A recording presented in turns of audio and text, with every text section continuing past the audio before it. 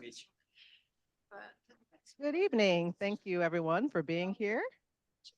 Love hearing the banter. Oh, you heard everything we said? Oh, no, I was talking about the banter in the room. But Oh, thank okay. God, because I would not want you hearing what was being said on Zoom. No, no, you're safe. You're safe. Your secrets are safe with us. So good evening. Thank you again for being here. My name is Kate Temoney. I'm the chair of the Department of Religion. And we are here to honor our students, but also to honor someone who's been a big supporter of our students, which is Dr. Michael S. Kogan, who unfortunately passed away on April 6th. So we will actually begin our celebration of our students with a kind of honoring of him, which includes several people who would very much like to speak and talk about how much Michael meant to them. Although we're here to celebrate our students and in some ways to celebrate Michael's legacy, although we're also still mourning, unfortunately, the Department of Religion has had several tragedies this semester, including the loss of Michael Kogan.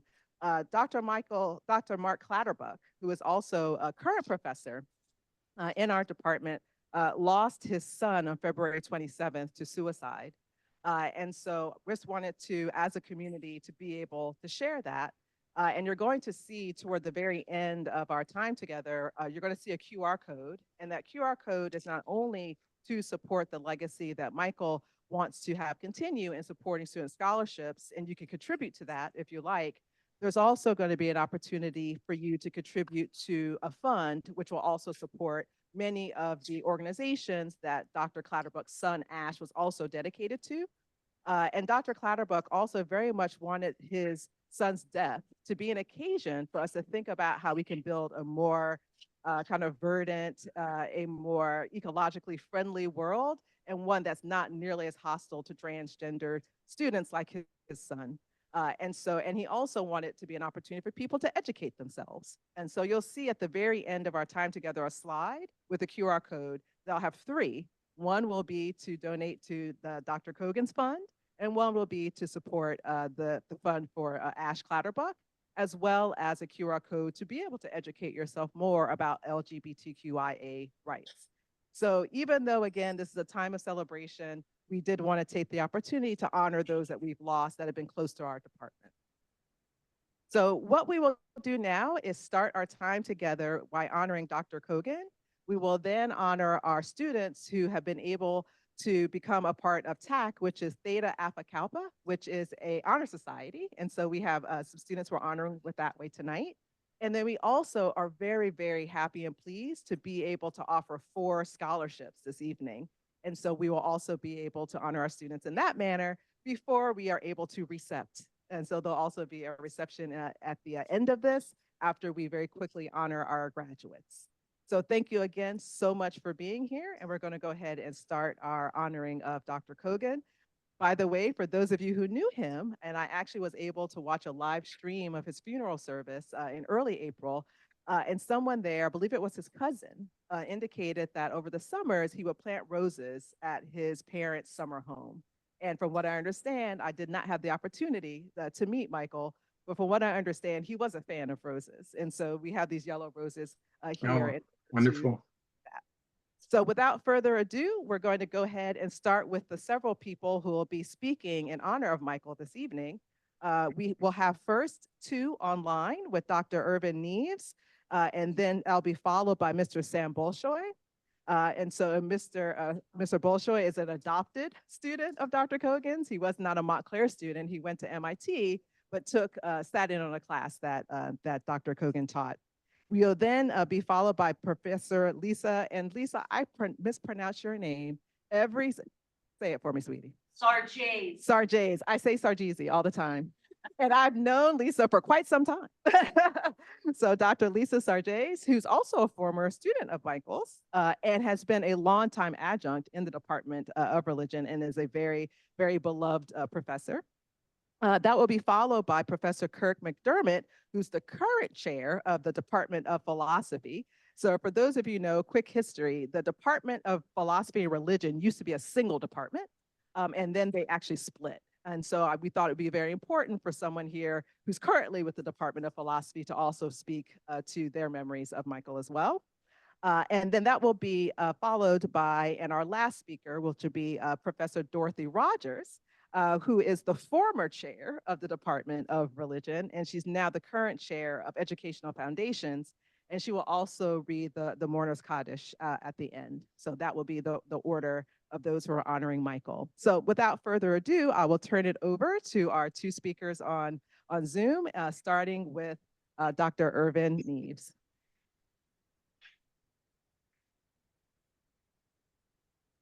Hello, folks. Can you hear me well? Yes, great. Is anyone in the room actually studied with Michael in the past? Can you raise your hand?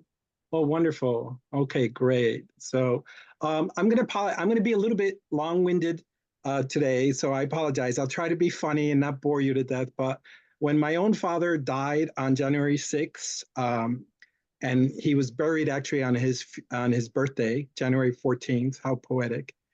Michael said to me that it's really important for me to speak and tell his story. And Michael, to me, was a second dad. I loved him very much. And, I wrote something down so I could stay on track and not be overly emotional. And but I wanted people who didn't have the pleasure of knowing him to get to know him. He was okay.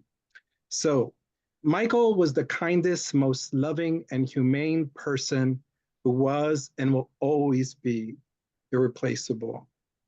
The funniest person I ever met, he was Mark Twain reincarnated.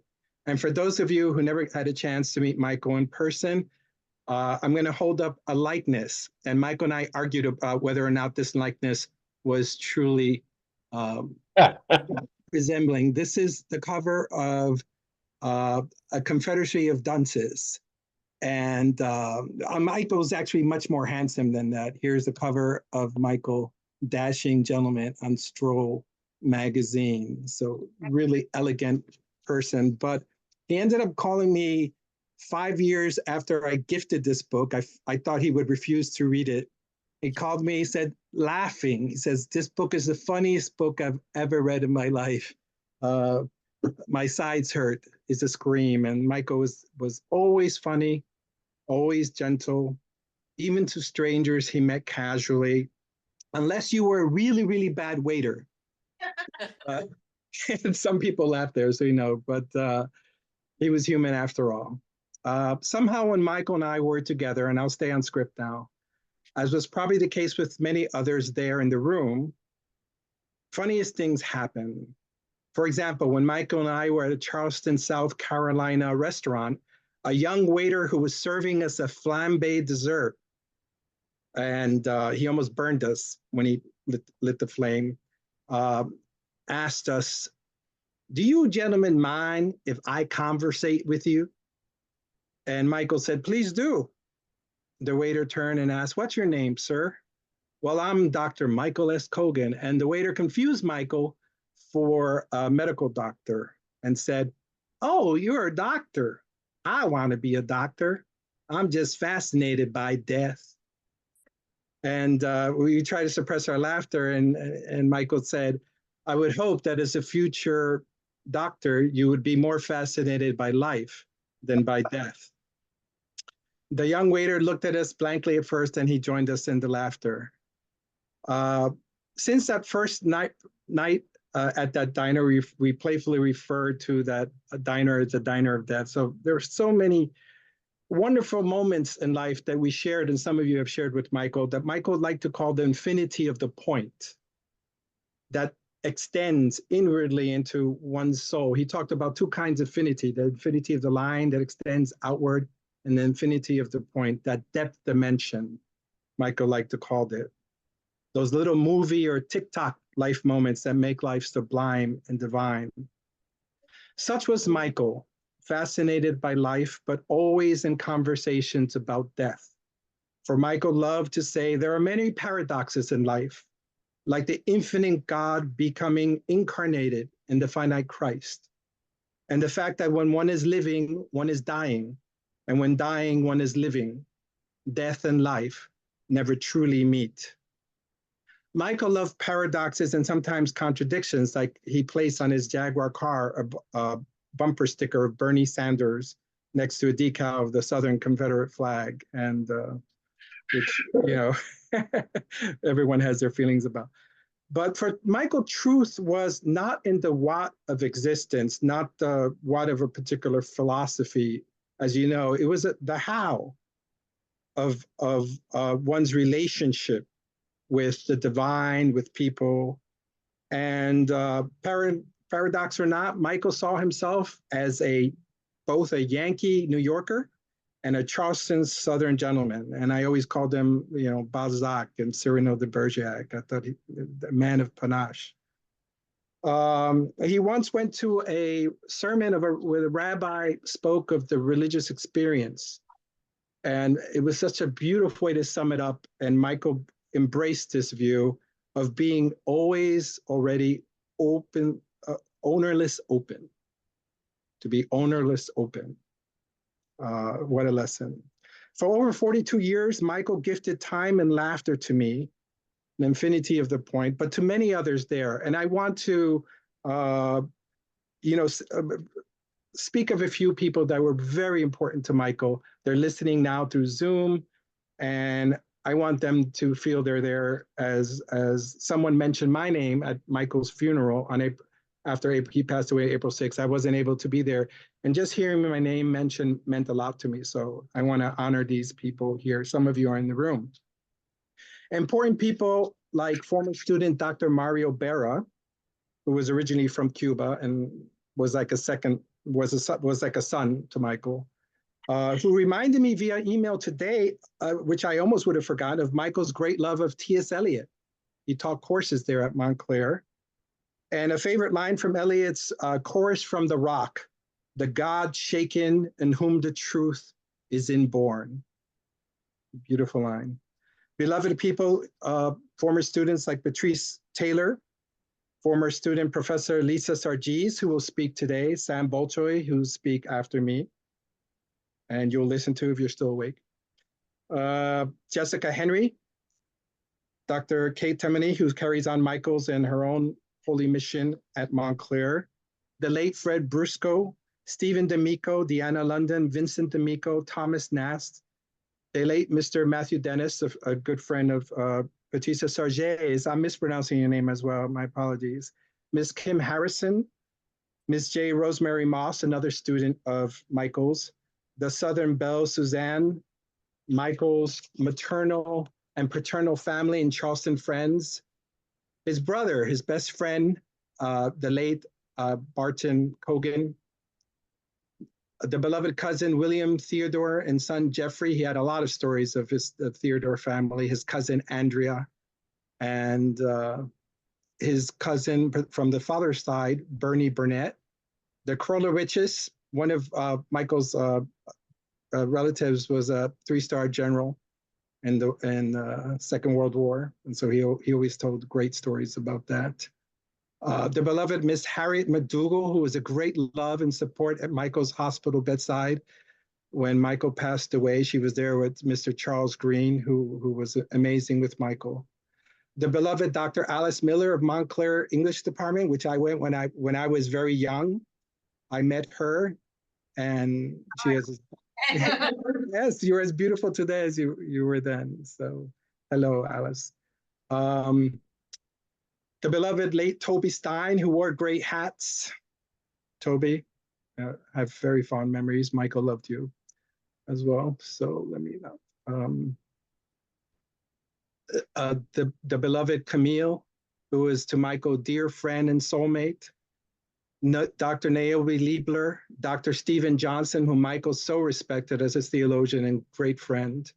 Kathy Baubine, who first told me in Logic 101 when I was 18, Michael Kogan is a genius. And she was right. Everyone should take a class with him, and I took quite a few classes. The late Dr. Tom Bridges, he's the second chair of the department chair, and he would drink Pepsi and destroy styrofoam cups, twisting them around. He was a great friend of Michael. Former department secretary Peggy, the late Professor Fernando Molina of Syracuse. A lot of you knew Michael. He spoke of him highly, who taught Michael Kant, Husserl, and Heidegger. the late Professor Gabriel Vahanian, author of The Death of God, and Michael's lifelong mentor. I got to meet him. He spoke at Montclair. The late Dr. George Branto, who founded Montclair's philosophy and religion department and gave Michael his first job. And Michael wanted a job where you can talk out loud and get paid for it. And he was very happy to be there at Montclair. Friend Stuart Falk, and Michael was very involved in helping Stuart obtain a liver when he needed one. Father Vincent Rington, a spiritual best friend to Michael, and also my very good friend, Vincent. Michael's best friend, Dr. Jim Gorney, Rachel, and the rest of the Gorney family. Lots of stories about psychoanalysis and Jim Gorney. Dr. Beverly Gibbons, the late professor and Holocaust scholar, Dr. Eva Fleischner, who was a grand lady. Dr. David Bossman, the beloved Sue Simmons Wallace, the beloved Jean Hutchinson, and many for whom Michael had a deep, sometimes secret longing and memory for, which I have felt privileged, and some of you, to share sub-Rosa stories among the roses. I'm glad you have roses there for Michael today. People who were special in Michael's life as Rosebud was for Citizen Kane, right? Very few people know what, go watch Citizen Kane so you know what Rosebud was and meant. And to apartment, in Michael's book, Opening the Covenant, this is like product placement here. He mentions several addresses, and I want to honor that. Dedication in the book here, 1180, 880, and 1120 with loving memories. And let us not forget Michael's two greatest loves in life, his adored mother, the late Marjorie Kogan, who treated me like a grandson, and her adored younger sister, the late Aunt Jean, two of the grandest, most elegant ladies ever. Now, I'm a student mode here. I met Michael 42 years ago when I was 18. I was in Partridge Hall where the philosophy department was located. I'm a Puerto Rican kid from Paterson, New Jersey. And I was thinking about dropping out of school.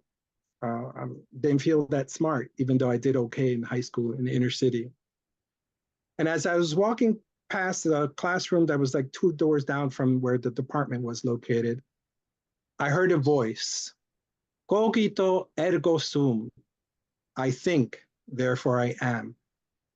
You see, even if an evil genie is tricking me into thinking that I exist, I must exist in order to be tricked. Those fascinating words struck a chord with me standing there, eavesdropping at the door. Michael saw me. Would you like to come in? Asked Michael with a warm smile. Never at a loss for inviting questioning souls, matriculated or not, he didn't care. If you were at the door listening, he would invite you in to his classes and his life. Right after Michael's class, I walked into his office without an appointment. I wasn't his student, and asked Michael, what is God? Michael smiled at me, for Michael's face perpetually wore either some kind of smile, laugh, or friendly little grin, back to that Confederacy of Dunces. And he paused for about a few seconds and says, to answer a question like that, how much time do you have? Cogito ergo sum. I think, therefore I am. Plato's better to be Socrates unsatisfied than a pig satisfied. Montclair State's motto, carpe diem, seize the day. All of these proverbs and philosophies came to my aid via Michael's lifelong teachings and friendship. I didn't drop out of school due to Michael's constant emotional, intellectual, and at times financial support. So he was very supportive of those of us in need. I actually graduated Montclair with honors as a philosophy major, was commissioned a U.S. Air Force officer and became a captain at one time, and then earned an MA in English at Rutgers University in Newark and a PhD in English at the University of Iowa. And Michael attended my PhD graduation in 2004 along with my parents. So I had 2 dads there. Michael loved life and sharing with others so much so that he defied death not once, but twice. I don't know if you're aware of this. The first time Michael defied death was around 2005 or 2006 when Michael suffered a heart attack and his then 300 pounds plus body, I think it was about 330, fell so hard on the ground, and he told me the story himself with humor, that the fall restarted his heart. So Michael had time to jump into his car, and he drove so slowly, right? And made it to the hospital, and they put a pacemaker in him. He lived on for decades more. True to form, Michael told this story again and again, and we always laughed. The second time Michael defied death was when he needed a kidney, and 8 students volunteered. There was a big article in Montclair's magazine, and I myself volunteered, and others there. And Sam, you will speak next. He was a match, and through his kindness, Michael was with us many more years. Thank you, Sam. 2 days before Michael entered the ER this April, Michael called me and said, "I'm afraid my time has come, my boy. Everything hurts. I can't stand on my own. I've fallen 3 times today, but I'm not complaining. I'm just saying." Michael said this with humor in his voice, despite the obvious physical suffering. Even then, Michael tried to make my heart less heavy with his verbal levity. He was always the most considerate person, even at the moment he was saying his final goodbye. Michael referred to himself, as many of you know, as Jewish plus. He loved to sing Jewish and Christian songs with my mother. He would call her, my mother lives in Arecibo, Puerto Rico, and Michael would call her from his 1 King Street, apartment 209, and recite passages and sing songs of various faiths. As you know, for Michael, and for those of you who don't know, the plus in Jewish plus stood for Christianity, Mormonism, Buddhism, and even non-theological existential struggles on how best to live one's life. As mythologist Joseph Campbell put it, how to follow one's bliss. For Michael recognized that the only true atheism is apathy, not caring whatsoever if God or truth or goodness exists. For Michael, it was again not the specific dogma of a specific religion or philosophy of life or religion that mattered, not the what of faith that mattered, but the how of one's faith, one's lived relationship to God, which is most generally expressed on how kindly one treats other people in the world, even waiters. In one of Michael's favorite movies, 20th Century, how many of you have seen the movie 20th Century? Anyone? Go see the movie. It's Michael's favorite. Now you have a reason to. There's a scene in that movie that Michael loved to retell where the anger theater writer, Oscar Jaffe, played by John Barrymore, who's Drew Barrymore's granddad and was Michael's favorite actor, lashes out verbally at Max Jacobs, a man he felt has betrayed Mr. Jaffe by casting an hack actor, Francine Anderson, in one of his plays. "So that's what you've been doing behind my back, undermining me," shouts Jaffe. "You Judas, I've had enough of your treachery. Get out, out. From now on, I close the iron door on you." Michael would tell us the story and we would laugh. And other very funny stories, but never did Michael permanently close the iron door on anyone to his heart and his home. But watch the movie 20th Century. Michael loved the joy of philanthropic gift giving and sharing, round plane tickets. So many of you experienced wonderful times with him at the Chinatown restaurants, uptown restaurants, museums, opera houses, ballets. For Michael, no experience was truly beautiful unless it was shared and thereby created lifelong memories that could be fondly remembered and retold. Always directionally and technically challenged, or so he pretended to be out of humor. Michael resisted YouTube. And I'm proud to say that I finally got Michael to use YouTube, but he became hooked on YouTube and actually ended up out Zooming me. So as many of you know, if you don't know, you can actually access many of Michael Kogan's wonderful religious lectures and sermons and speeches through YouTube. Just go to YouTube in the search bar, type Dr. Michael S. Kogan. And also, if you go to Michael's Reformed Temple in Charleston, their website, kkbe.org, that stands for Kahal Kadosh Beth Elohim, KKB as in boy, E as in echo.org.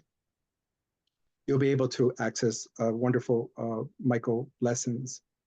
The last music I shared with Michael via YouTube was a beautiful ballad by the Japanese singer Miss Ooja, O-O-J-A, called Until the Day I Can No Longer Remember, which Michael listened to while savoring a Nicaraguan cigar, drinking Puerto Rican coffee my mother mailed him from Arecibo, eating vegetables stir-fried in spicy Korean oil I sent him from Iowa, that Michael loved to enjoy on his apartment 209 1 King Street outdoor balcony, which he fondly likened to this favorite Claude Monet painting, Garden at San Andres, which Michael and I would often stare at in person in New York City's Metropolitan Museum on 5th Ave and 82nd Street. A Japanese love song, Puerto Rican coffee, Korean spice food, favorite French painting.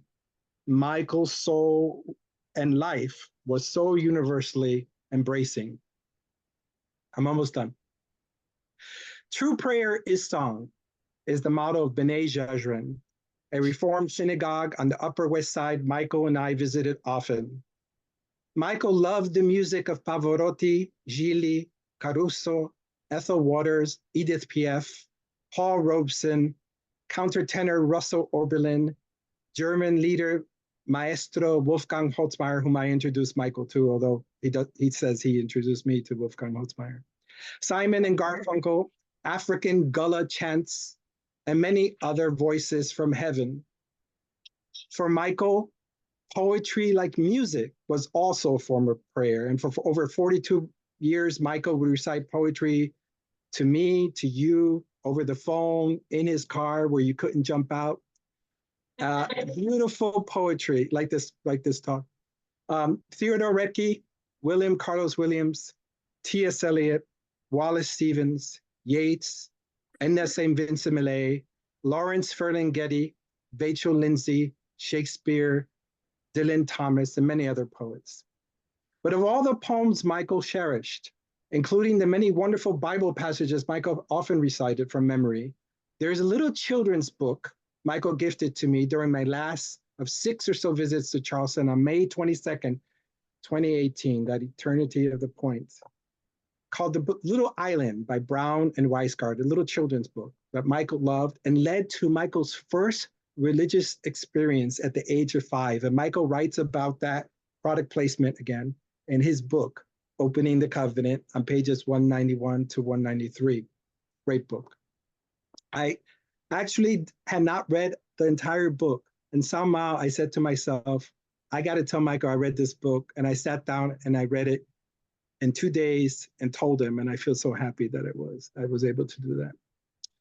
So the speaker in this beloved excerpt of The Little Island is a little kitten in search of a new home, feeling seemingly alone in the world, until the kitten realizes, as Michael taught in his Bible classes and on the phone to all of us adopted sons, daughters, sisters, brothers, beloved soulmates. I see soulmates there sitting there in the room, that none of us is truly separated from one another. The Little Island passage is too long to share with you here. Ironically, I know I've been long, but perhaps, I don't know if Lisa will be reading that passage, but I leave you instead with a poem Michael Kogan loved by Edna St. Vincent Millay that is aptly called Recuerdo, Spanish for I recall, remembrance, a moment recalled. And Michael read this so beautifully, and I hope I do it justice. He had her end of St. Vincent Millay's recording in his ear. We were very tired. We were very merry. We had gone back and forth all night on the ferry. It was bare and bright and smelled like a stable, but we looked into the fire. We leaned across the table. We lay on a hilltop underneath the moon, and the whistles kept blowing, and the dawn came soon. We were very tired. We were very merry. We had gone back forth all night on the ferry, and you ate an apple, and I ate a pear from a dozen of each we had bought somewhere. And the sky was wan, and the wind came cold, and the sun rose dripping, a bucketful of gold. We were very tired. We were very merry. We had gone back and forth all night on the ferry. We held Gurmaro, mother, to a shawl-covered head, and bought a morning paper, which neither of us read. And she wept, God bless you, for the apples and pears. And we gave her all our money, but our subway fares. Farewell, my dear Michael, my mentor and life guide, best friend, confidant, second father, sharer of stories of whiskey, wine, and wild, wild women, of good carracks, of loving others with all one's heart, my cherished teacher, all that is sublime, sublime, joyful, and great in the world.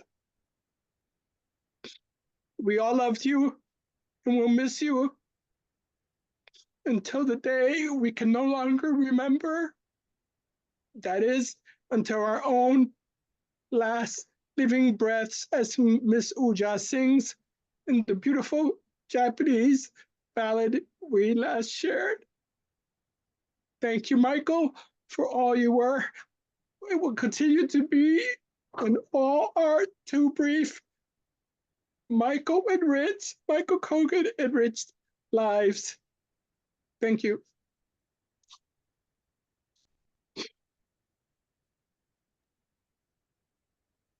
Thank you, Irvin. How can one do justice to any man's life in a few paragraphs, let alone the life of a man such as Michael Kogan? A man who, while not having any genetic children, has left a legacy of hundreds of young minds he has helped to nurture. You just heard one of them. Irvin, you certainly painted a picture for those who never met him, and you brought a smile to the faces of those who did. You also made my job much, much easier. I met Michael when I was 19, 33 years ago. My parents, who had recently moved to Montclair and joined Shomrei Amuna, introduced us as I had just developed a passion for opera. We initially bonded over that shared love of opera, but our mutual interests extended well beyond that to pipes and cigars. He actually introduced me to pipe and cigar smoking, which most of my family probably doesn't forgive him for to this day, but I get a lot of enjoyment. Food and wine, classically styled men's clothing, religion, philosophy, and film, and so much more. Michael was 30 years older than me, but I never noticed that difference until recently. He was just my friend. For so many, Michael became a mentor, teacher, and even second father, as Irvin just said. While I certainly learned so much from Michael, I still always just considered him a friend, a dear friend, a unique friend, an irreplaceable friend. We had so many adventures together. Oh, excuse me, I skipped a line. He actually did so many things together, not just adventures. When I met the woman who was to become my wife, um, we she at the time was Catholic and I'm Jewish, and we wanted to include both faiths in the service. So we had a priest, and Michael, being a Kohen, a not technically a rabbi, but actually a priest in the Jewish faith of old, we had him perform most of the ceremony, and he gave the he gave an amazing speech at the wedding, which we fortunately filmed, so we still have it to this day. But after we were married, he would have countless dinners at our house, or we'd go out and we'd constantly be talking about religion. And Allison was fascinated by all of this. And she was never apparently happy growing up in the Catholic religion. And after 20 years of marriage, without any prodding from me, just after hearing Michael's discussions and reading Opening the Covenant and the idea of the just Jewish dialogue between Judaism and Christianity, she decided to convert. So 20 years after marriage, about 5 years ago, we had a second wedding performed by a rabbi, and we renewed our vows. But in addition to serious conversations that we used to have over the dinner table about philosophy and religion and things like and politics, we also had so many fun adventures together, so many funny encounters with others, as Irvin mentioned in his eulogy, how humorous incidences just always seemed to follow Michael and his companions wherever they roamed. One such experience, which I think illustrates his generous, kind, and also his hilarious nature, occurred when a mutual friend of ours had reached out to Michael as he was going to have a medical procedure the next day, and the person who was supposed to pick him up from the surgery suddenly could not. I can't remember the reason. This was like 28 years ago. Michael immediately said that he would.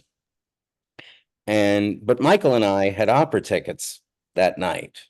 But the procedure was supposed to happen early in the day and would end in plenty of time for us to make the opera. Of course, things did not go at all as planned. The procedure was delayed. What could we do? We had to bring our friend to his house. There was no choice. Having undergone general anesthesia, our friend needed to urinate before he could leave the hospital. And unfortunately, he wasn't feeling like he needed to.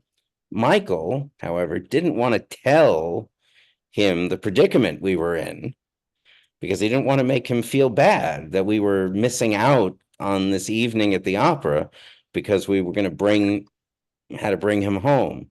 So we subtly, or perhaps not so subtly, we started a water brigade, bringing him multiple cups of water at a time, encouraging him to drink so much that it prompted him to ask us if there was something wrong. To which we, of course, said, no, we just wanted him home, resting in his own bed. Well, eventually we left, and it was clear not only were we not making the first act, we weren't making the second act. But fortunately, Lucia di Lammermoor is a 3-act opera, so there was one more act to go. So we arrived at the Met just as the third act was about to begin. We walked up to our seats only to find a husband and wife sitting in our seats. And sorry, I lost my plan. To which, so Michael said, Madam, I'm sorry to say, but you're in our seats. To which she loudly exclaimed, no, they're not. These seats were empty. Michael then said, well, I only like the third act of Lucia, so that's why I'm showing up now. The woman looked utterly perplexed. And then Michael said, well, actually, madam, I'm a doctor, and I was held up at the hospital. and she moved. That's just one episode of many. I believe that these experiences happened so much in Michael's life because Michael opened himself up to the world to allow as many experiences as possible in. Michael's view of life, like his personality, and actually for most of his life, his physique, was expansive. Perhaps this life view stemmed from his love of phenomenology, which was one of the first branches of philosophy which sparked Michael's lifelong journey in that field. So according to the Brown University's website, phenomenology is a philosophy of experience where the ultimate source of all meaning and value is the lived experience of human beings. All philosophical systems, scientific theories, or aesthetic judgments have the status of abstractions from the ebb and flow of the lived world. Now, maybe I'm being simplistic, and I am by no means a philosopher, but I believe Michael embodied this philosophy truly. Thoughts and musings were extremely important to him, but the actual experience of life was what mattered most. And Michael experienced it and allowed so many of us along on his journey. Thank you, my friend, for inviting me on your journey. Thank you.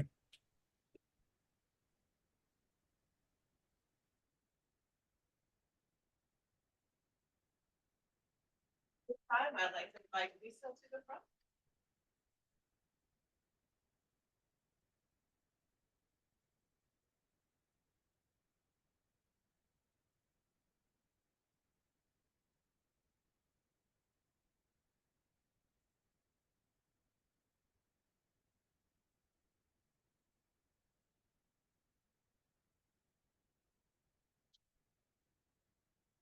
Is this good? On? Yeah. Be closer. Thank you, Kate. This means a lot to us that you arranged all this and everyone who's involved in making this happen. It's very important to us. And I appreciate that you're all here. Michael Sinkoff Kogan is the reason I am standing here today at this university. The official title, negotiated by our union, adjunct professor, no longer merely an adjunct. Hired by Michael himself, I've been teaching at Montclair State University for 21 years. In all that time, I never missed a semester, except for one. I was hospitalized with a rare form of sepsis. Michael covered my classes so I could do my job. The job he gave me 21 years ago after I graduated from Drew Theological Seminary. Studying and teaching religion was not my original plan. I planned to be a philosopher. I put philosopher in quotes, as I'm still not sure what sort of career that would have been. My father only wanted to know if it came with dental benefits. I started college when I was 30 years old. I declared my major in philosophy during my first semester here. I was sure of what I wanted. Since the department was combined at the time, it was the Department of Philosophy and Religion, the upper level seminar courses counted toward both philosophy and religion majors. And guess who taught those upper level courses? Michael Kogan. I procrastinated taking a course with him because I was afraid of him. I hadn't even officially met him yet. I was taking my required courses in philosophy and doing very well, I might add. I carried a 4.0 for most of my college career. I took many of my philosophy courses in the seminar room up on the 4th floor of Dixon Hall. Tom Bridges, Ken Amon, David Benfield, Roland Garrett liked to teach in that seminar room. The classes were small, and the seminar room was located just a few paces from their offices. Next to the seminar room was the department's mailroom, which doubled as a mini workspace for students. It had a computer, a printer, a microwave, and a coffee machine. Now, Now, imagine, these were ancient times. The computer only had words on the screen, no pictures, and it had no mouse, just a keyboard. It was attached to a printer which students were free to use. I spent hours and hours in that little room because I didn't have a computer at home. All I had was a Brother word processor with a dot matrix printer. Some of you don't even know what that is. As I said, these were ancient times. I loved sitting at that little computer doing my papers. The professors would come in and out to get their mail and their coffee. Chatting with professors of philosophy was the highlight for me. These were great minds, educated people who I thought had the answers to life, the universe, and everything. I could hear their lectures from the seminar room. And yes, I could hear Michael Kogan's booming voice as he taught Kierkegaard, C.S. Eliot, Heidegger, and his famous Bible courses. He taught 4 different sections of Bible: Old Testament 1, Old Testament 2, and New Testament 1 and New Testament 2. At the time, I only cared about the philosophy courses. I was to be a philosopher after all, and as I said before, I was afraid of this Dr. Kogan. He walked up and down the corridor with an air of superiority, and when he spoke, quite frankly, he sounded like a know-it-all. I was grade obsessed, and I didn't want to risk taking someone who could ruin my GPA. But I had to take his class in existentialism, as it was required for my major. I mustered my courage and took his seminar course. A few weeks into the course, I still thought he was a know-it-all. I still think you're a know-it-all, Michael, and I love you for it. Then something magical happened. I was in the room with other philosophy majors who were as grade obsessed as I was. And here was Michael Kogan giving us a 4-page paper to write every week. And if we didn't like our grade, we could rewrite it. We could do unlimited rewrites until we liked our grade. We could ask him to make time to sit and discuss our paper with us and what his recommendations were to improve it. Mind you, if any of us earned an A-, we rewrote that paper. Sometimes I think he gave us A-minuses just to see how good could get, and if we'd take him up on the rewrite opportunity. I always did. I never settled for an A-, which meant I spent a great deal of time sitting in his office, getting feedback, and listening to him expound on the great thinkers we were writing about. Back then, he had 3 evening events per semester. 3. And they were all well attended. Either a guest speaker or one of the full-time faculty would give a talk, or Michael and David Benfield would present their Great God debate, which was a yearly tradition.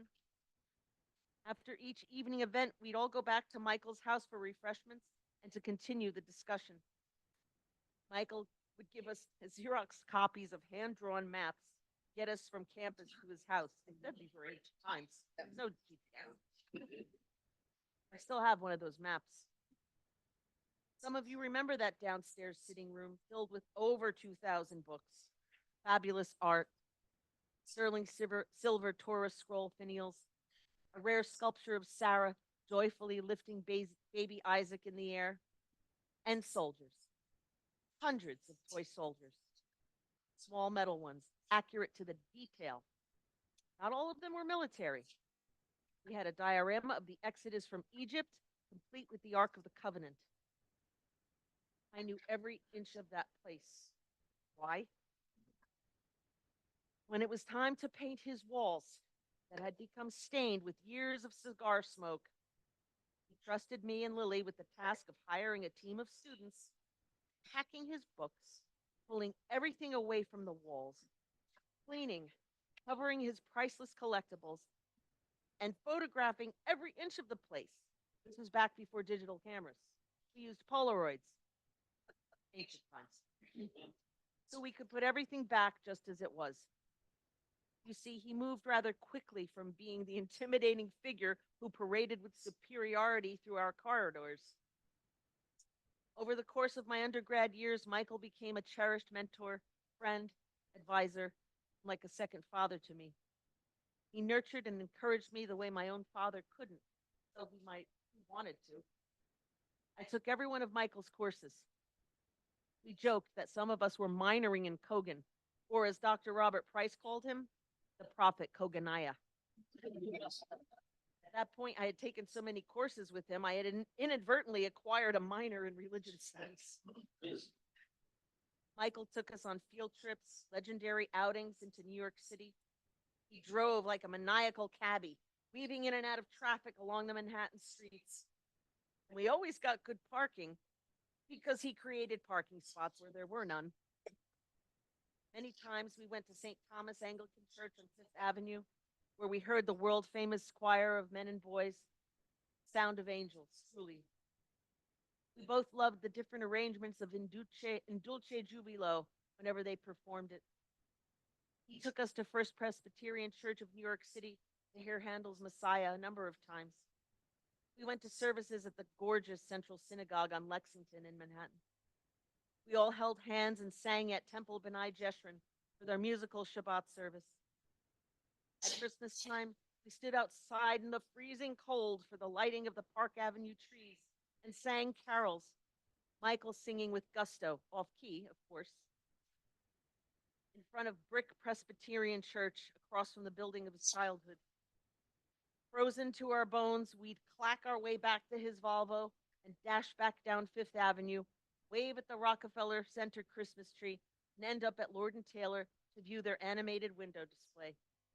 We did this every year until he retired. I took it very hard when he retired. Not only was he no longer a presence at the university, but he was moving down to Charleston, South Carolina, the historic district. He had been going down to Charleston, where the air is thick with meaning, for the summer every year. He wasn't able to drive himself down. You see, he had been pulled over for speeding so many times, he was wanted in at least 2 states. You think I'm kidding. Pat Dennis, my late best friend, and I drove the car down for him.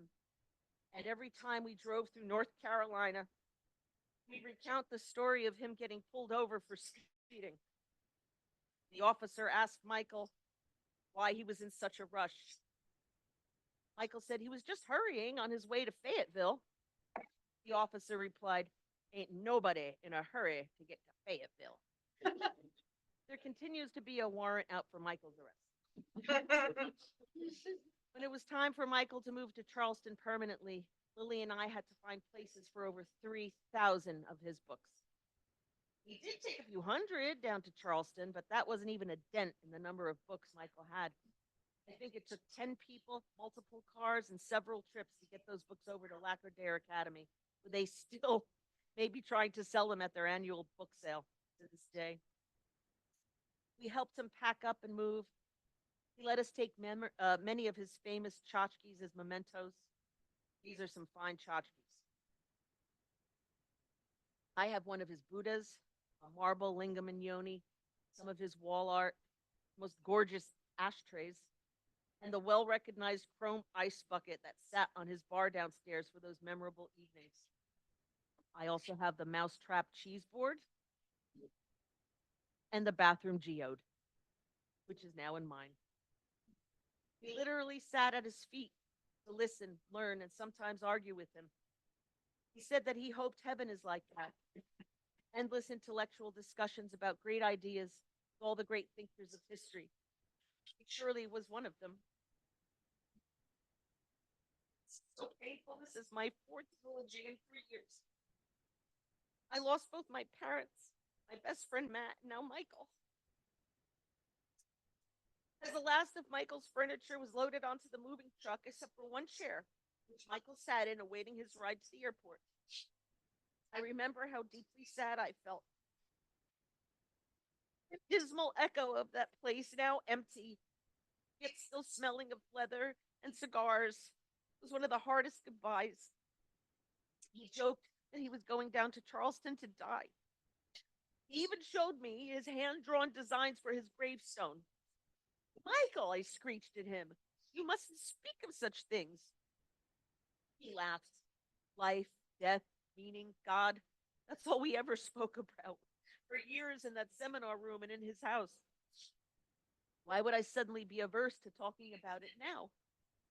I said, because it's personal now, Michael. He said, if we're honest about it, isn't it always personal?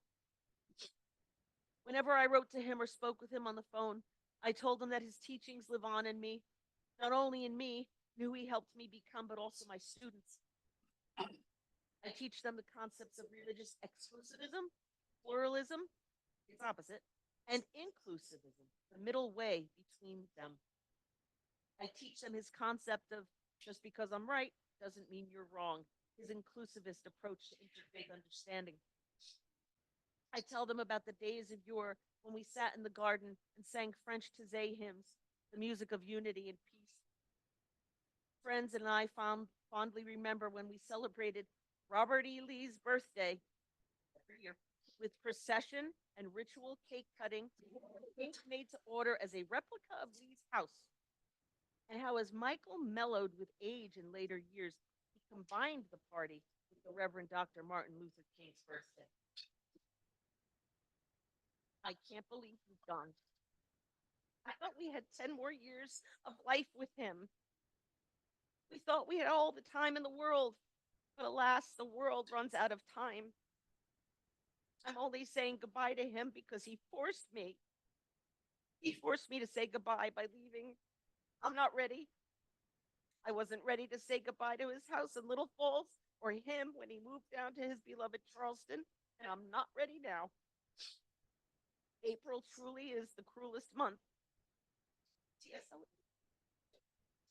And to quote the great Edna St. Vincent Millay, down, down, down into the darkness of the grave. Gently they go, the beautiful, the tender, the kind. Quietly they go, the intelligent, the witty, the brave. I know, but I do not approve, and I am not resigned. Thank you.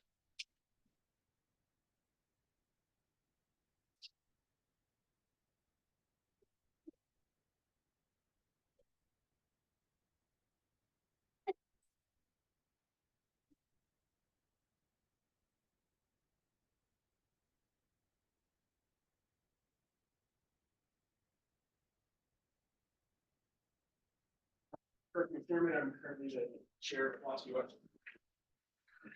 I'm currently the chair of philosophy, so it's both myself and Kate who attempt to approximate the same job that Michael did ably as the chair of the combined department for 24 years. And I just have one small anecdote to share that's reminiscent of what you heard before, but of course I didn't come as a student. I came as a job applicant because Michael was chair during my search. And the one thing that I vividly recall after touching down in New Jersey and I think Sopranos flashbacks and wondering whether this was the place where I could see myself living was that during the campus tour and everything, Michael was, as you heard, a little bit of an intimidating and kind of regal presence. And at some point in the campus tour, he remarked, I'm Canadian, so he remarked that that I was applying for this job because I was a refugee from godless socialism, and I'm not exactly sure why, but I immediately responded back because I was offended. That he better watch what he says because we burned the White House down once and we'll do it again. And I don't think that's a good thing to say in a job interview, generally speaking, but he loved it. And I am convinced that that is one of the reasons why I got the job, was because Michael was looking for those kinds of interactions with people, and that was the kind of the person that he was someone who would make fun of himself and the world, and that was one way of participating in it with other people. And so that's what I really appreciated about Michael, and he was great to just be a colleague with, as well as all the other relationships that he had with people.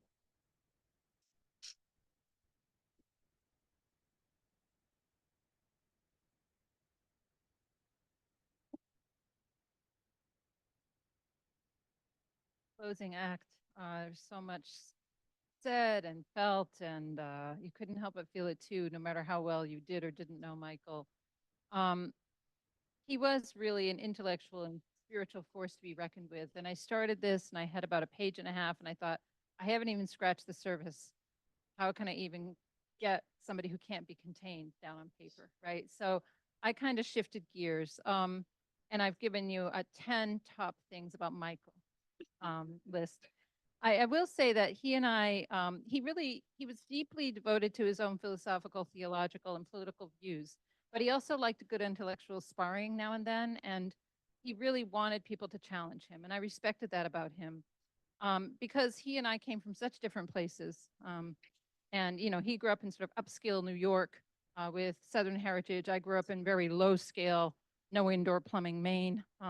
If my family sees this, they might get mad that I said that, but we came from very, very different places, but we really had mutual respect. So on the whole, I would say Michael, as I called him, he sometimes referred to himself as Mikey, which also felt very disjunctive. I will share just a few vignettes. I think he'd like an intellectual sort of picturesque word like vignettes about Michael. First, he was born and raised in New York City, as some people have said. He loved the city's history. He took students in for cultural performances all the time. And he especially loved the Messiah at Christmas time. I went one time on one of his Johns to Messiah. He also had Southern heritage, and he did display the Confederate flag, a point on which I disagreed with him. He did Robert E. Lee Day, a point on which I disagreed with him. But over time, he changed, right? He recognized, I remember a professor said to him, I have Southern heritage too, a person of color. People in my culture don't identify with that flag. And because it hurt other people, Michael took it down. And I think it was really because he cared about people that he did that. He wanted to reach points of understanding with people when and if he could. Robert E. Lee Day, I remember him changing completely. Like he focused on King Day after a certain point. And, he wanted to recognize that heritage and respect it, but he also respected how things were changing. He sometimes joked, or half joked really, about having this role of navigating between two worlds. This is my third point. I really am going through 10 points, I promise. Between two worlds, whether it's regional and cultural, like New York and the South, whether it was conservative political liberalism, bantering that back and forth, working with colleagues who were primarily liberal when he was a conservative, or whether it's Jewish-Christian dialogue. He really negotiated those worlds in interesting ways, and Opening the Covenant, I think, the book is a really great example of how he did that. And then speaking of two worlds, this is my favorite little, Michael was full of great stories. Many have disclosed this. One of my favorite things about Michael is he went to college with Lou Reed, the debaucherous proto-punk rocker, right? I'm like, how could the universe contain these two people, let alone have them in the same classrooms at the University of Syracuse? And of course, they hated each other. And Lou Reed wrote a scathing discussion in the school newspaper about a conservative political group Michael was part of. And Michael was offended and threatened to sue Lou Reed unless he apologized. And Lou Reed did. So those of you who are into your cultural history, academic history, that's a good thing. Go chase that article down. I would love to find it. I just read a biography of Lou Reed. It's not mentioned. And then another thing about Michael, though, I want to emphasize, is his generosity. He was generous with his time, with his space at his home, and welcoming into his home. And yes, he supported many students with scholarships. And I wish I had that means, because I just loved it that he was able to do that and was very willing to do that at any time. Although he was conservative in most ways, there's a notable exception here. He stood firmly on the side of the rights of LGBTQ+ people. He saw every reason to affirm them and no reason not to affirm them. And a person's identity was their identity, period. Why would anyone question that? And that we agreed. And I really loved that about him, because every other political view, we didn't agree, believe me. He also had a good sense of humor, as people have said about himself as well. Struggling with weight-related issues most of his life, he worked tireless to lose weight before and to keep it off after his kidney replacement surgery. And in a phone conversation I had with him shortly after that, he gave me an update He said, I'm pleased to say that I've lost half of my body weight. This is after 2016 when there was a pivotal presidential election, you might remember. I've lost half of my body weight, he said. Then he added with a bit of political wry humor, the Republican half. I'm not sure if he would have wanted me to say Republican. I was going to change it to conservative, but I think that's important that he said that. He was a dynamic speaker. Nobody could ever match Michael.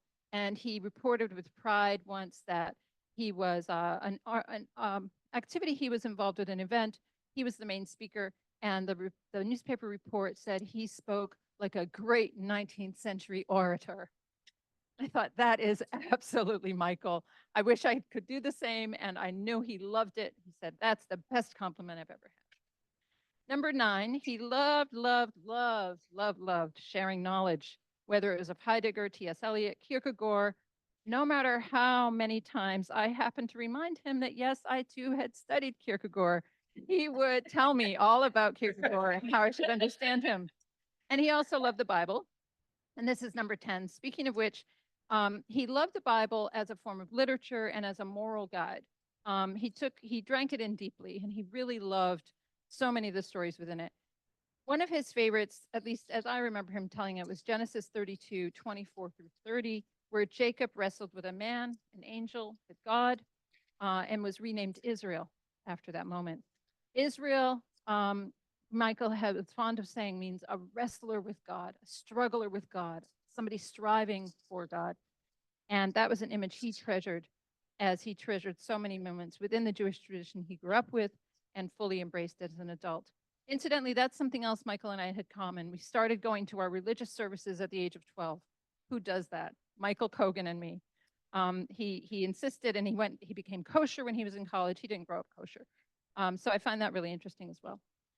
Okay, so with that, I'd like to close by sharing the Mourner's Kaddish. And because we have to have a fire-safe candle, I think Michael would find this very amusing. I have this little, battery-operated candle.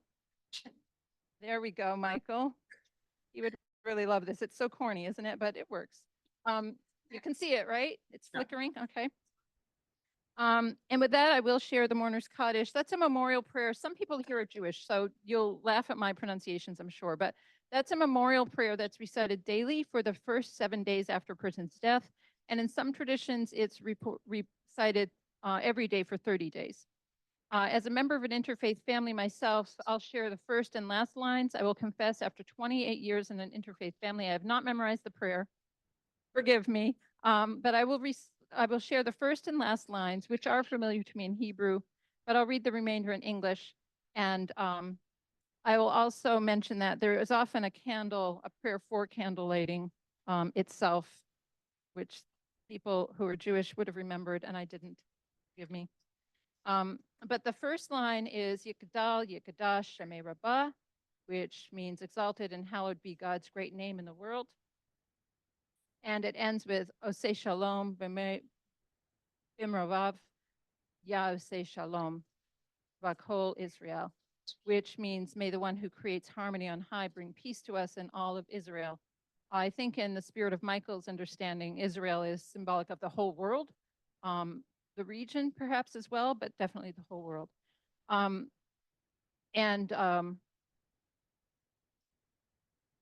was something else I wanted to say about the prayer, but I forget.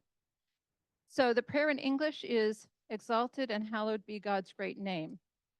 This is what I wanted to say. This prayer is a memorial prayer that's said at every anniversary of a person's death and during the period of mourning, but it never talks about grief or loss or mourning or sadness. It talks about the greatness of God.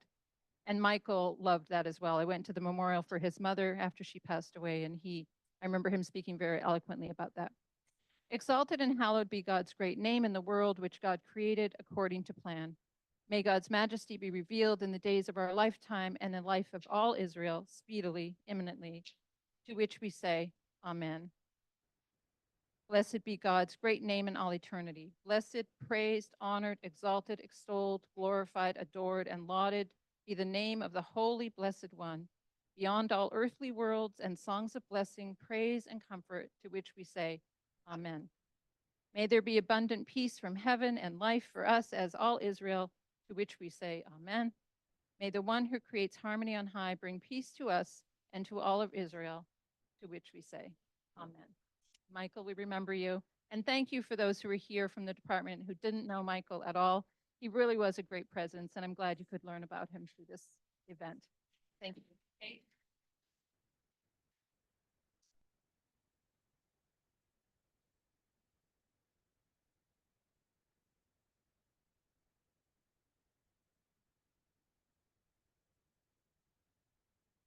Thank you for sharing those beautiful thoughts and reflections. I think it means a lot to those of us who knew Michael, and actually even to those of us who didn't know him. It was great to be able to learn more about him. So thank you to everyone. So we are now going to move on to the celebration of our students, which is so apt. There are two things that are really interesting here, and not only in celebrating our students, because Michael so loved to support students, and so it seemed really appropriate that we would have this this honoring of him right before this celebration. But of course, as Dr. Rogers has mentioned, his support of LGBTQIA rights, and then of course the fact that he would then support his colleague Mark Clatterbuck, who wasn't able to be here with us in his journey with his son. So in some ways, Michael was kind of like a nexus, if you will, with what we were doing here this evening. So the first thing that we will do is that we will have the induction of our TAC members. And so I will invite Lisa back up to the front. And then in a moment, she'll also be joined by one of our students in order to help with the induction of these two students. So please.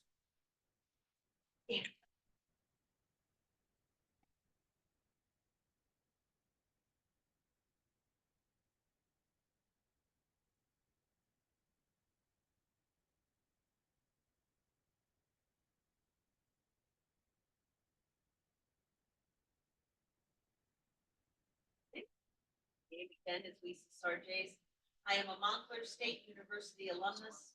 I've been a part-time faculty member for the Department of Religion for over 21 years, and am an honorary member of Beta Alpha Kappa. Can I hold it? Not as emotional now, maybe. Honorary member of Theta Alpha Kappa. It is my pleasure to induct our esteemed 2024 class this evening. In 1976, Professor Albert Clark, FSC, established Theta Alpha Kappa at Manhattan College in Riverdale in the Bronx, New York, for the purpose of recognizing the academic achievements of religion and theology students. Since then, Theta Alpha Kappa has grown to more than 200 chapters nationally in four-year educational institutions, ranging from small religiously affiliated colleges to large public research institutions. It is the only National Honor Society dedicated to recognizing academic excellence in baccalaureate and post-baccalaureate students and in scholars in the fields of religious studies and theology.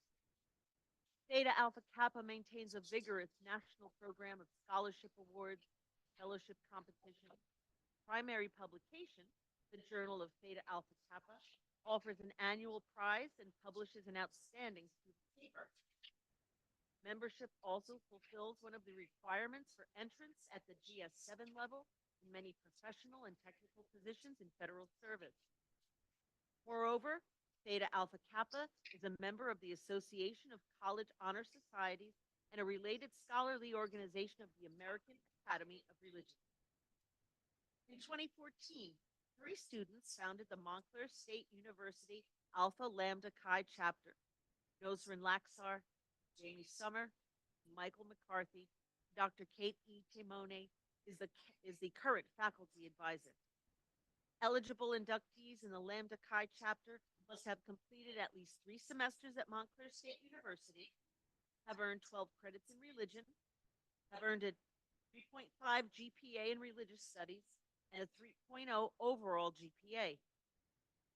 3 students have met these requirements, and this evening they will all join the ranks of student members and honorary members of the Alpha Lambda Chi chapter, Theta Alpha Kappa National Honor Society for Religious Studies and Theology. These students are Anna Barahona and Asad Yasa. That's 2. Is the name? No, you're Okay. good.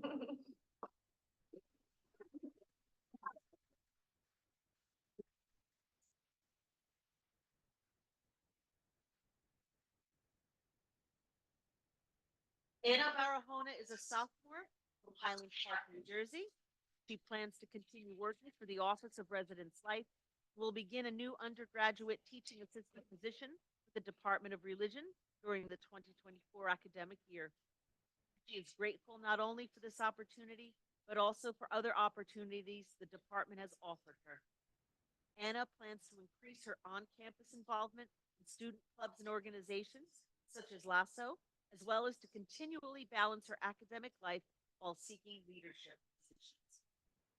Esad Yassa is a junior from Fairfield, New Jersey. During his senior year, he plans to continue working for Sky Academy, New Jersey, as their high school mentorship coordinator. His postgraduate plans include applying to master's degree programs in either Islamic studies or chaplaincy, pending the opportunity to finish his Arabic and Quran studies in Egypt. At this time, I will begin the induction. Anna and Assad, only those who are religion majors meet the high academic and disciplinary standards of Theta Alpha Kappa are admitted to membership. Montclair State University chapter Alpha Lambda Chi also requires academic excellence from its members and encourages personal enhancement, campus and community engagement. We join with others from across the country in dedication to scholarly excellence in religious studies and the advancement of the field. In a moment, you will take an oath, and by doing so, you will accept membership into the Alpha Lambda Chi chapter of Theta Alpha Kappa, adding your name to the company of students who have preceded you, and as the first part of your ongoing legacy, the members who shall follow in years to come. Okay, both of you. Now repeat after me. I, and then state your name. Accept membership in the Alpha Lambda Chi chapter of Theta Alpha Kappa and pledge to support the purposes they both represent. I will strive for excellence in all of my pursuits, endeavor to advance the study of religion with integrity, and to foster a spirit of fellowship among members of the society. Good. Soon you will receive a certificate of membership, and at this moment you will receive a medallion from fellow TAK member Grace Whitaker. And this medallion serves as an outward symbol of our membership, not only at graduation, but in years to come. I now declare you to be lifelong members in full standing in the Alpha Lambda Chi chapter of the Theta Alpha Kappa Honor Society. We welcome you into the fellowship of this chapter and to the larger fellowship of members throughout the country. Faculty, family, and friends, please join me in applauding our new member.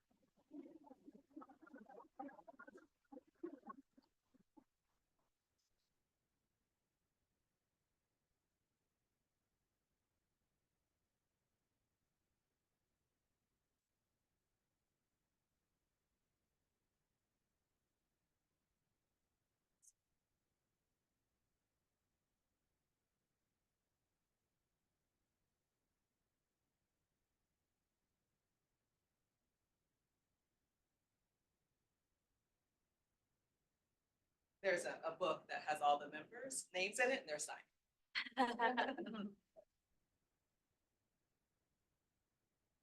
Make it in. One, two, three. 1, 2, 3. Congratulations.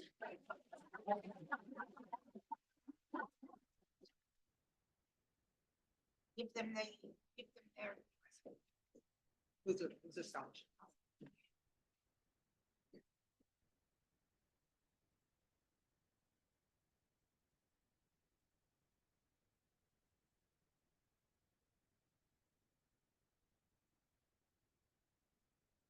Good evening, everyone.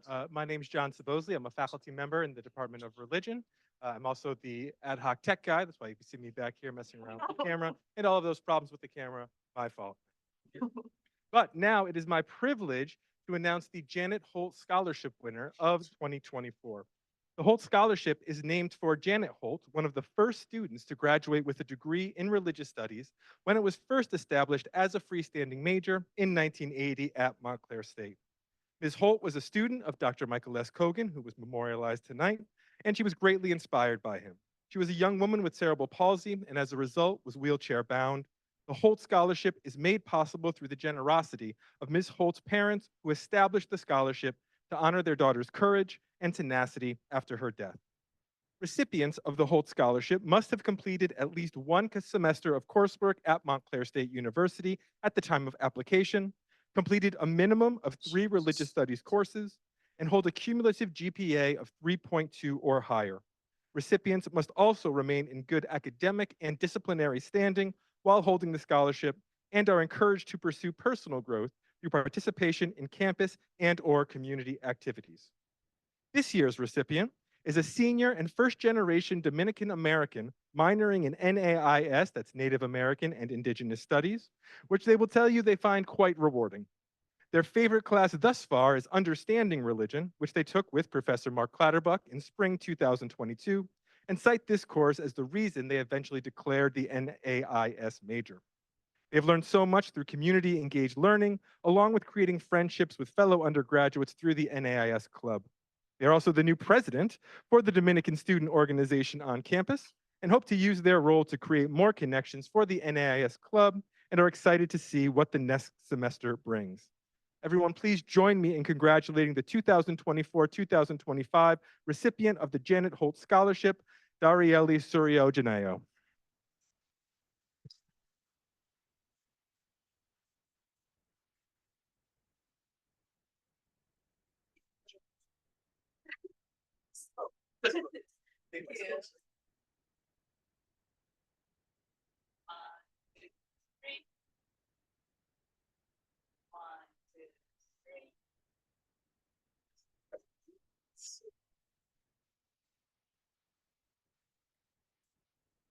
By the way, we're a one-stop shop here. So we have our ad hoc tech and we have Dr. Minji Lee, who is our ad hoc photographer, who's also a professor in the Department of Religion. Wear many hats in the Department of Religion. It's also my privilege tonight to announce the Dr. Michael S. Kogan Scholarship, which is, of course, particularly meaningful tonight. The Kogan Scholarship is, of course, named in honor of Professor Emeritus Michael S. Kogan. He was the chair for 24 years, from 1984 to 2008, of what was then the Montclair State University Department of Philosophy and Religion. Dr. Kogan taught courses on Jewish and Christian scriptures, as well as courses on religious existentialism, religion and literature, theology, American religious history, and Mormonism. And his students recall that he did so with passion and style. You heard firsthand about that tonight. After 42 years with Montclair State University, Dr. Kogan retired in 2015 and was living in Charleston, South Carolina, where he unfortunately passed away on April 6, 2024. As we learned earlier this evening, he was still in contact with many of his former students and continued to be a well-respected figure in interfaith dialogue.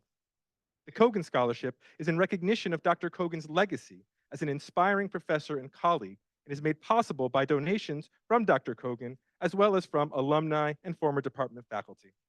We invite you to be part of sustaining Dr. Kogan's legacy and support of Montclair students through scholarships making a donation to this fund. Recipients of the Kogan Scholarship must have completed at least one semester of coursework at Montclair State University at the time of application, completed a minimum of 3 religious studies courses, and hold a cumulative GPA of 3.2 or higher. Recipients must also remain in good academic and disciplinary standing while holding the scholarship and are encouraged to pursue personal growth through participation in campus and/or community activities. This year's recipient is a junior visual arts major minoring in religious studies. They are particularly interested in the way religion has shaped the cultures of the world, especially in the areas of art, law, and practices. Their most recent favorite class is the Old Testament Hebrew Scripture course because class discussions have made them realize just how important these texts remain in our current world. They actively participate in community programs in their church, such as clothing and food drives and running craft events, and plans for next year include taking a religious studies seminar course and preparing for further education at Eastwick College for an associate's degree in funeral services. Please join me in congratulating the recipient of the 2024-2025 Michael S. Kogan Scholarship, Grace Whitaker.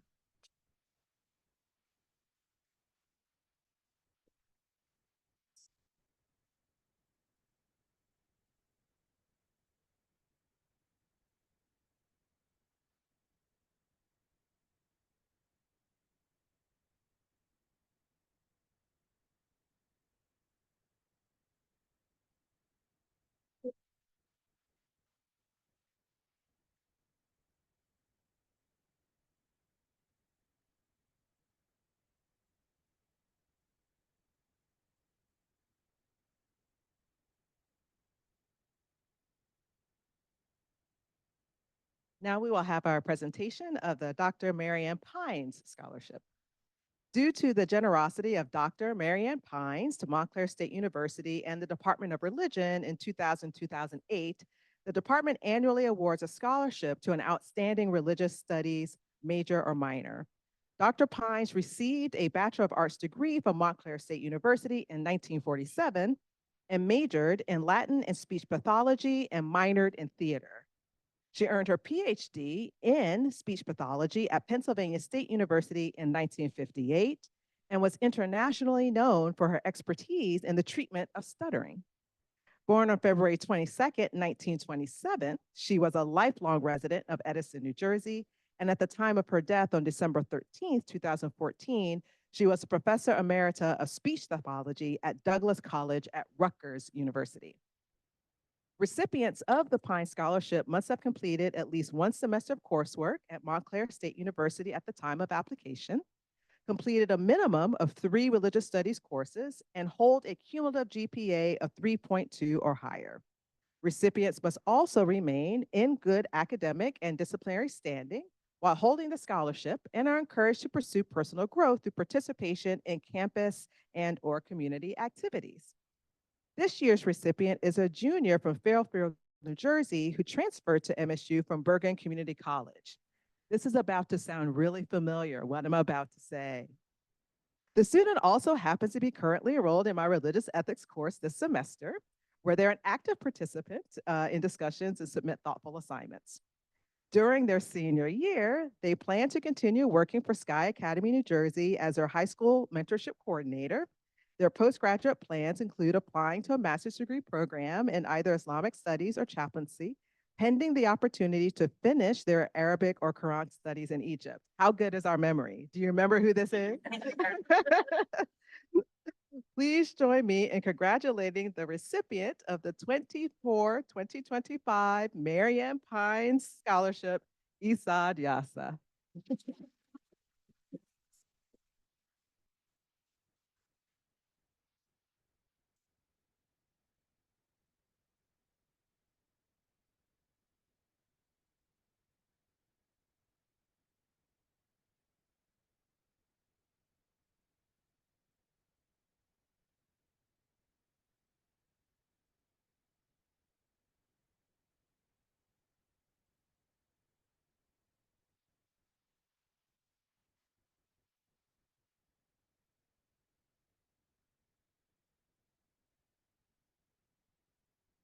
And this is our last scholarship of the evening. So thank you so much for hanging in there with us.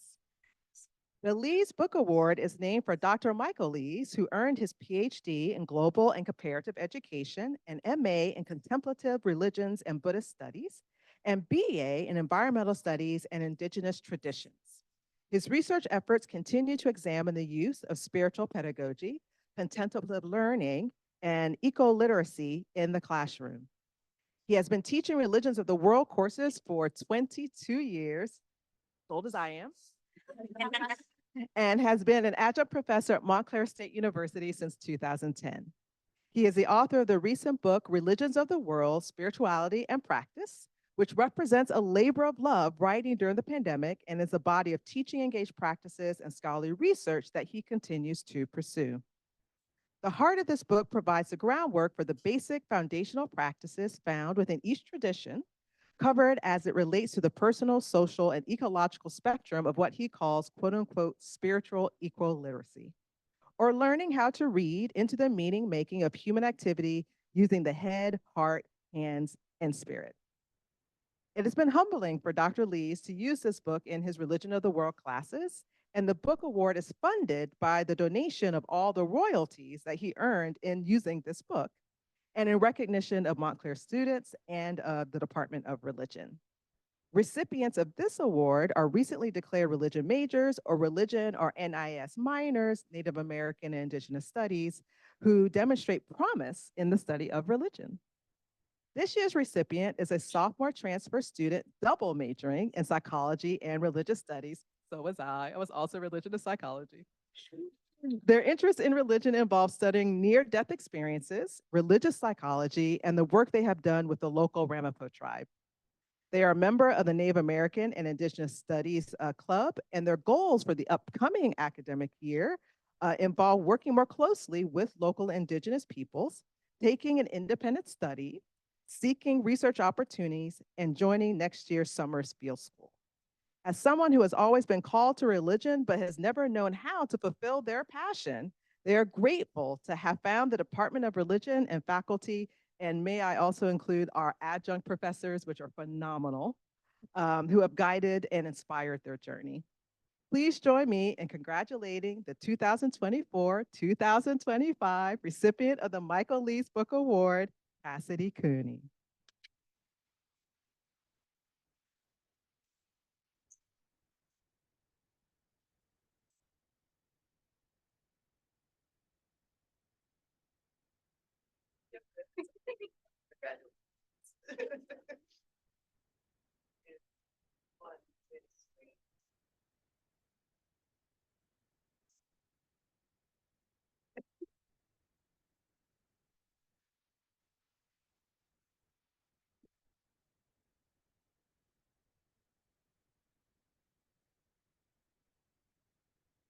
So the last two things I'll share with you, and then we will close for our reception. So three things, actually, I should say. So one of them is that we did have some graduates. So one of them actually graduated in December. That was Samuel Manera. And I brought as a prop, he got this really cool mug filled with candy from us as he graduated. And I delivered it to him personally. And then the other student, which is Farah Fornarato, actually couldn't be here with us this evening. So this will be her mug. So we want to make sure that we recognize those students.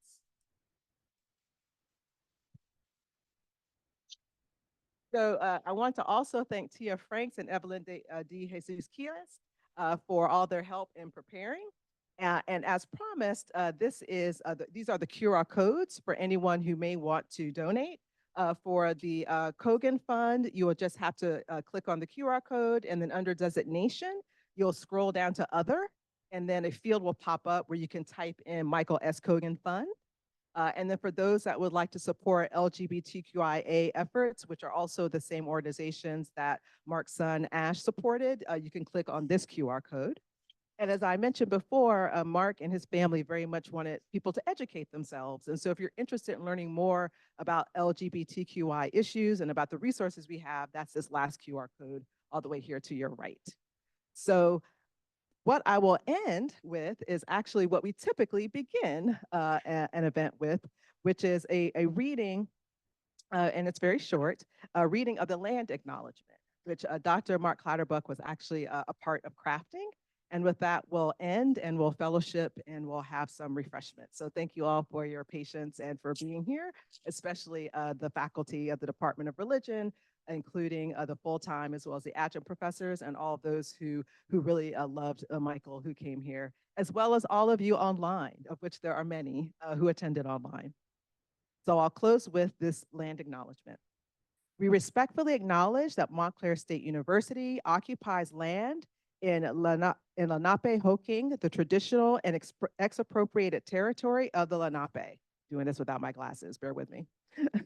As a state institution, we recognize and support the sovereignty of New Jersey's 3 state recognized tribes, the Ramapo Lenape, Nanticoke Lenape, and Powhatan Lenape nations. We recognize the sovereign nations of the Lenape diaspora elsewhere in North America, as well as other Indigenous individuals and communities now residing in New Jersey. By offering this land acknowledgement, we commit to addressing the historical legacies of Indigenous dispossession and dismantling practices of erasure that persist today. We recognize the resilience and persistence of contemporary Indigenous communities and their role in educating all of us about justice, equity, and the stewardship of the land throughout the generations. Thank you all. Have a good evening, and please join us for a reception.